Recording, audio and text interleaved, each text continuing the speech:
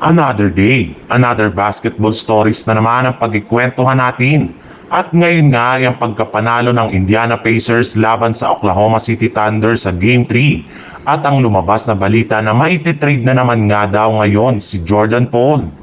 Nagawa na nga sana ng Oklahoma City Thunder na maagang makalamang sa kanilang Game 3 laban sa Indiana Pacers, ngunit hindi pa rin nga ito naging sapat matapos sila na matalo sa score na 116-107.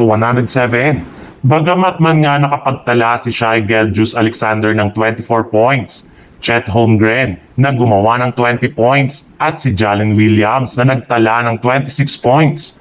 Lahat rin naman nga sila ay nag-outplay ng mga players ng Pacers na pinangungunahan naman ni ng Pascal Siakam na nagtala ng 21 points. Tyrese Haliburton na muntik pang magtala ng triple-double na umabot ng 22 points, 9 rebounds at 11 rebounds at si Benedict Mathurin na gumawa ng 27 points. At kasabay nga ng pagkatalo ng OKC Thunder, halos lahat nga ng kanilang mga fans at nagkagulo sa social media kung saan sinisi nga nila dito ang kanilang mga players na hindi nagpakita pagdating ng fourth quarter na siyang dahilan ng kanilang pagkatalo.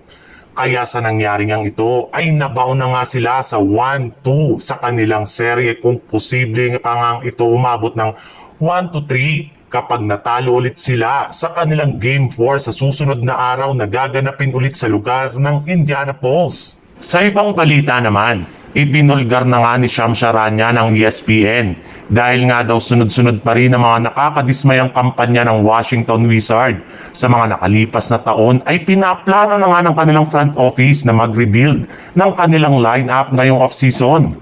At this time nga ay balak nilang i-trade at ipamigay dito ang kanilang main key player na si Jordan Poole.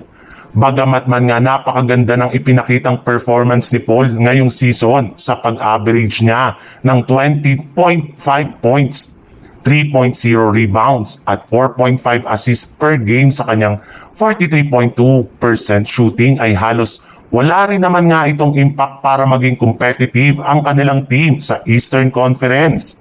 Bukod rin dyan, aabot rin naman nga ng $65.9 million ang kanyang kontrata sa susunod na 2 taon. Kaya kung gusto man nila na makatipid ay pwede nga nila ito na ipamigay sa ibang team.